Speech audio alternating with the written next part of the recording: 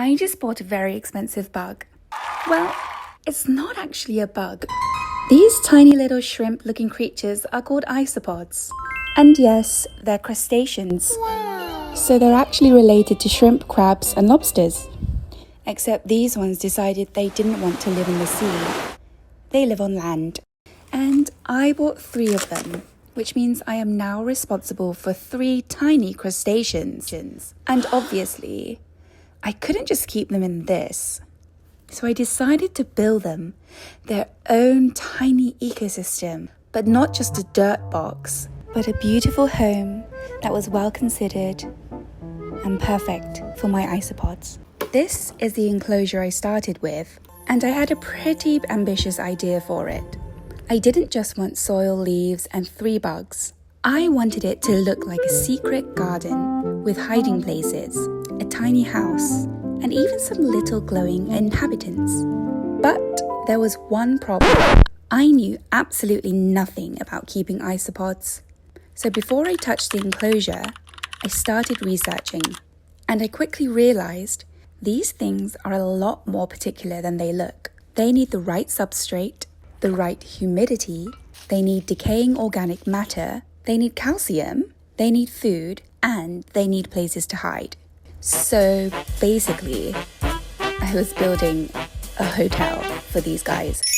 And so I began building the tank.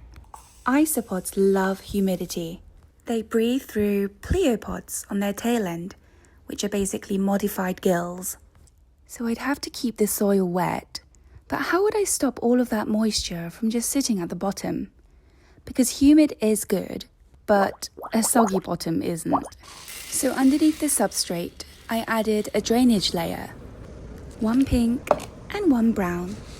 And some ultrafine mesh in between. And hopefully, no swimming isopods. Or no drowning isopods, should I say.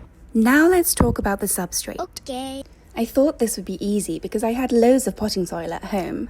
But wait, all of the information online says do not use potting soil. But why? Well, I read that regular potting soil contains added fertilizers, which might be great for your plants, but they can actually kill your isopods. So this was out. Then I remembered I had reptile-safe cocoa peat. This was definitely safe for them, but it poses another problem. It's just not nutritious enough on its own. And this was when I realized I wasn't just building the floor of their house. I was building part of their food source. So I went looking for something specifically made for isopods. And I found this. A substrate formulated by an isopod specialist. It contains the organic materials and nutrients designed for an isopod enclosure. So this wasn't just dirt, this was isopod formulated soil. And this became the foundation of the entire enclosure. Now to solve the humidity problem, I bought some cushion moss. This moss is perfect for holding moisture. So instead of making the entire enclosure equally wet, I was going to create pockets of humidity. The isopods can choose. They can move somewhere more humid or somewhere a little drier. But an enclosure wouldn't be complete without its decoration. So I added some je ne sais quoi, a ceramic flower hide, a glow-in-the-dark dust ball, a pink photonia, another pink photonia. I moved things around. Added a piece of moss, dirt, more dirt, wood chips, surfboard. Just kidding, a cuttlebone for calcium, a calcium hide for calcium, a dried lotus head, because it looks fun, leaf litter, just lots of leaf litter. And as I added the final touches, I was ready to put my isopods into their forever home. And 1 quick mist for good luck.